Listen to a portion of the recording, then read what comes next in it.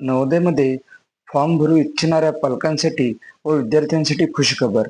नवोदय समितीने आजच नोटिफिकेशन जाहीर करून सांगितले आहे की ज्या त्यांच्या अटी होत्या त्या अटी त्यांनी शिथिल केलेल्या आहे. पहिली अट होती कास्टची अट.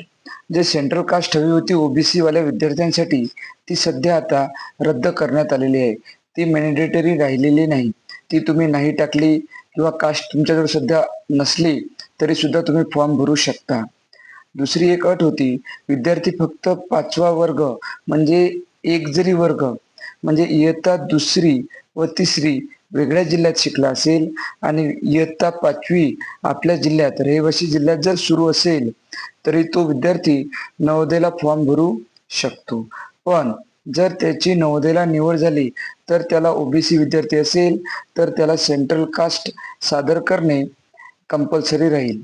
याबाबतचे पत्र व आमच्या जिल्ह्यातील प्राचार्यांशी झालेले व्हॉट्सअप संभाषण मी आपल्याला व्हिडिओमध्ये दाखवित आहे.